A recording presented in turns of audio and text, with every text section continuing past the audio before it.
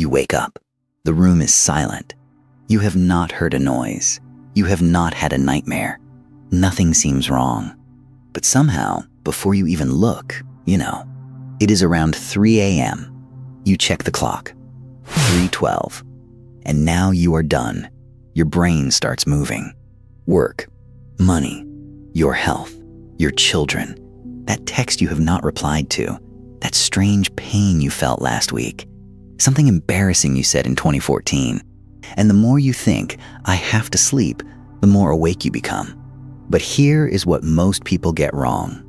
Waking up at 3 a.m. is usually not the real problem. The real problem is what happens in the next few minutes. Because your body is designed to briefly surface from sleep all night long. The strange part is not that you woke up. The strange part is why you stayed awake. And once you understand that, you can break the cycle. But first, here is the sleep fact that surprises almost everyone. You do not sleep through the night. Not really.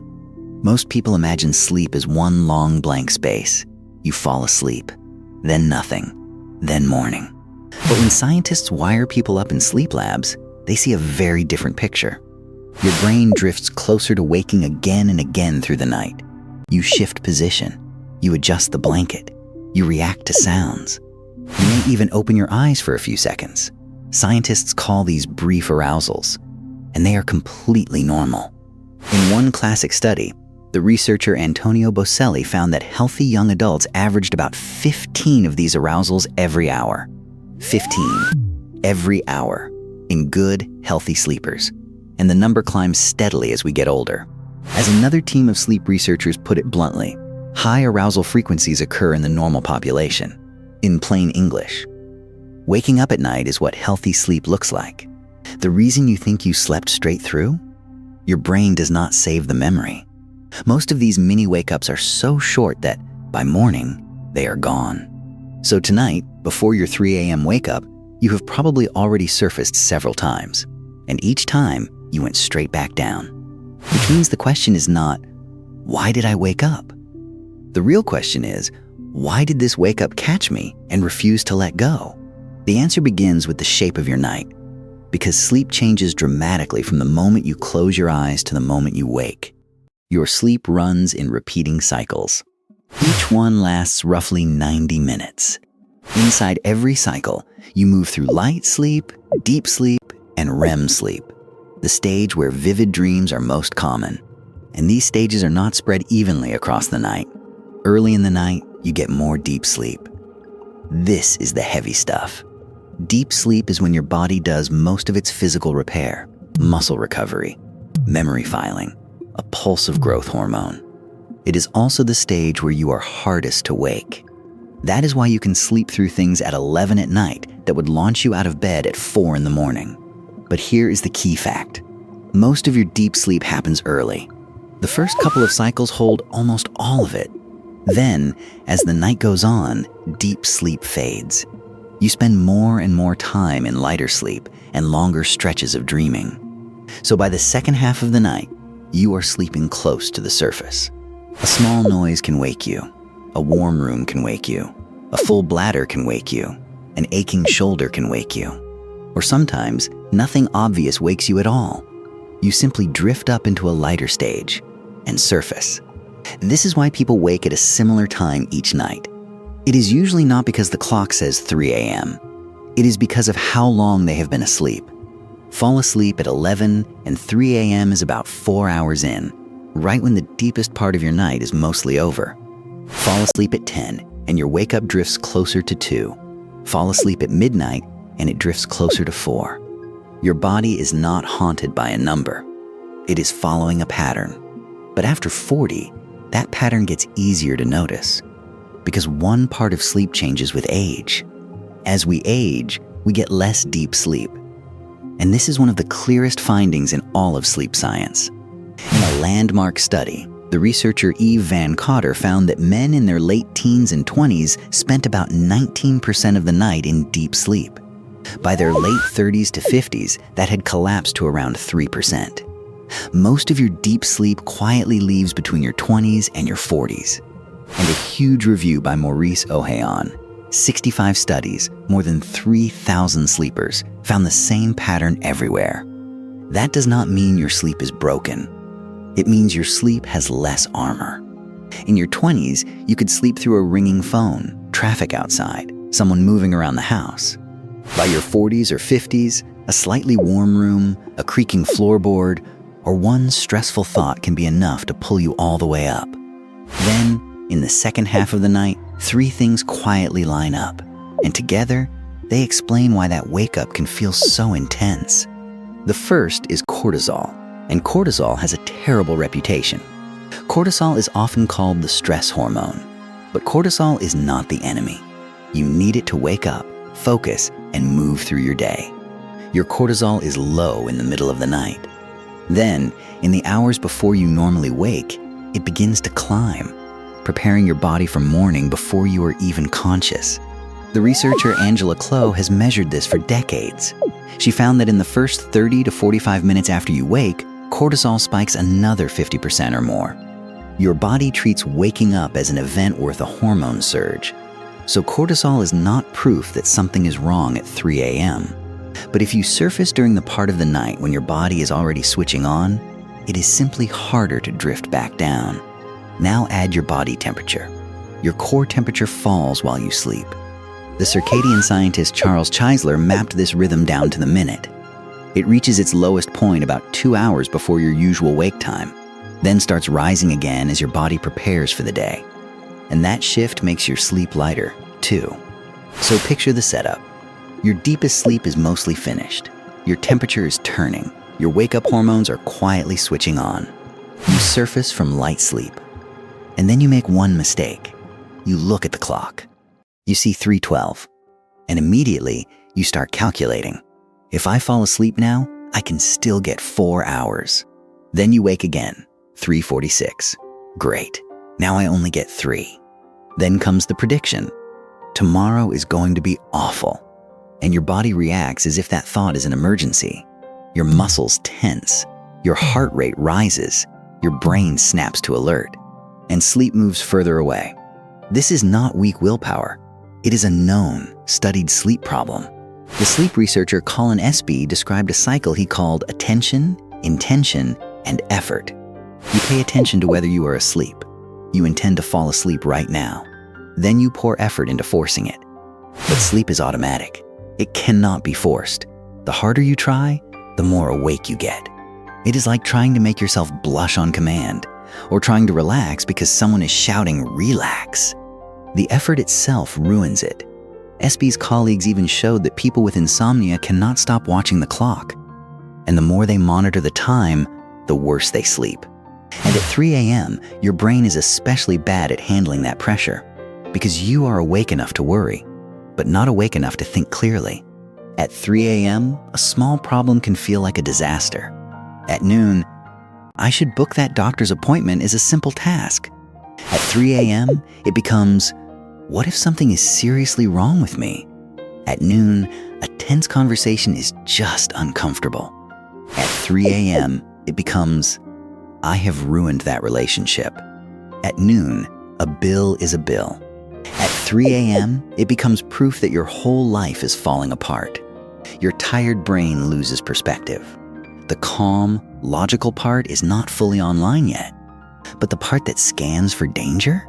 It is wide awake and ready to work. That is why your night thoughts feel so convincing.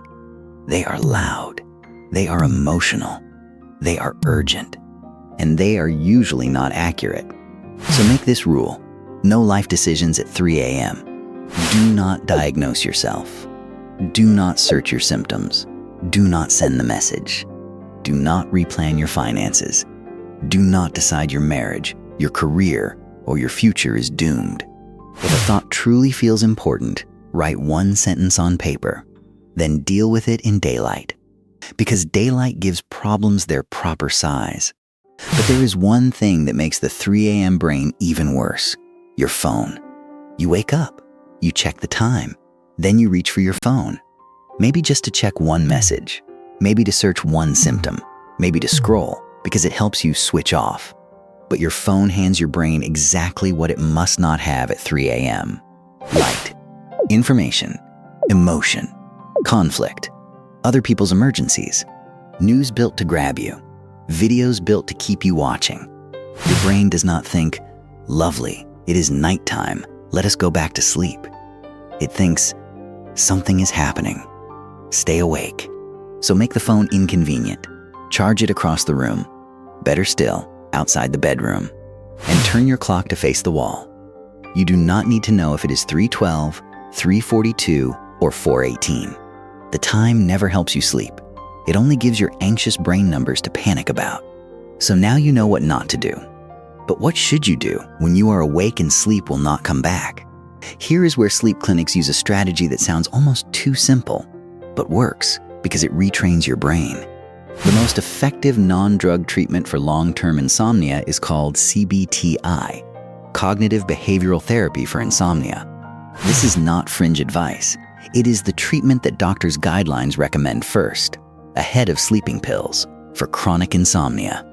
And one of its core tools was built back in 1972 by a psychologist named Richard Bootson. He called it stimulus control. The idea is simple. Your brain builds associations. If you mostly sleep in your bed, your brain learns. Bed means sleep. But if you lie there night after night, worrying, tossing, checking the time, scrolling, getting frustrated, your brain learns something else. Bed means pressure. Bed means wakefulness. Bed means battle.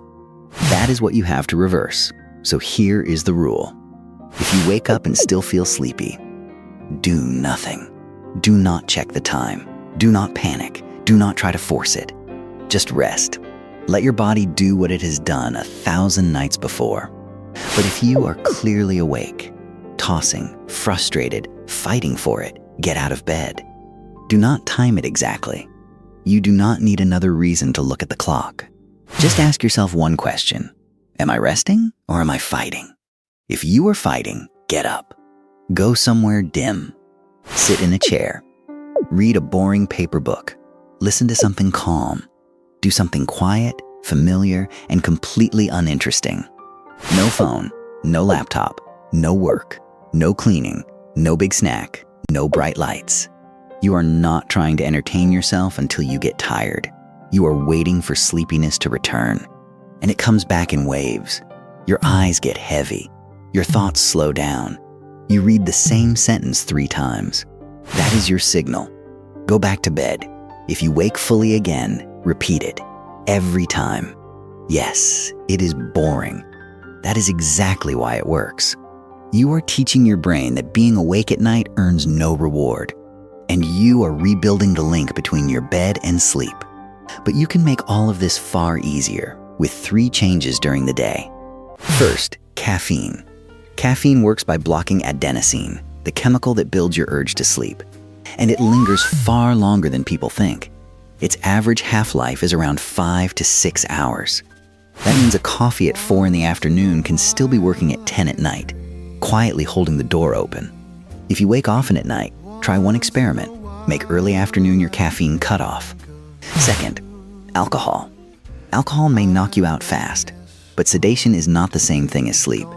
The sleep scientist Matthew Walker calls alcohol one of the most powerful suppressors of REM sleep that we know of. It sedates the first half of the night, then rebounds and fragments the second. So if you often wake at 3 a.m. after a drink or two, that is not a coincidence. The nightcap booked the appointment. Third, keep your wake time steady. After a rough night, sleeping in feels irresistible. But waking at roughly the same time every day gives your body clock one clear signal. It steadies when you get sleepy, when your temperature turns, and when your wake-up hormones start to rise. A steady morning builds a steadier night. There is no proven universal witching hour. And for most healthy adults, there is no evidence of a dramatic, automatic 3 a.m. blood sugar crash. Blood sugar can absolutely disrupt sleep in people with diabetes or other conditions. If that might be you, talk to your doctor. But for most people, the truth is far less mysterious. The second half of your sleep is lighter. Your body is quietly shifting toward morning. You briefly wake, as every human does. And then the clock, the worry, the pressure, or the phone turns one short moment into a long night. So the goal is not perfect sleep. The goal is not to never wake up. The goal is simply to stop staying awake. So tonight, if you surface in the dark, remember this. Do not check the clock. Do not do the maths. Do not believe every thought your tired brain hands you. If you are sleepy, stay still and let the moment pass. If you are awake and frustrated, get up. Keep it dark, quiet, and boring. Come back only when the wave returns. And if you wake gasping or choking, or you snore with pauses in your breathing, or you are exhausted every single day, or this keeps wrecking your life for months, see a doctor. Sleep apnea, chronic pain, anxiety, depression, medication, and menopause can all disturb sleep, and all of them can be treated. But for most of us, 3 a.m. is not a curse. It is just a checkpoint in the night. The trick was never to fight it. The trick is to let it pass. This has been Night Mind, the science and the story of your mind after dark.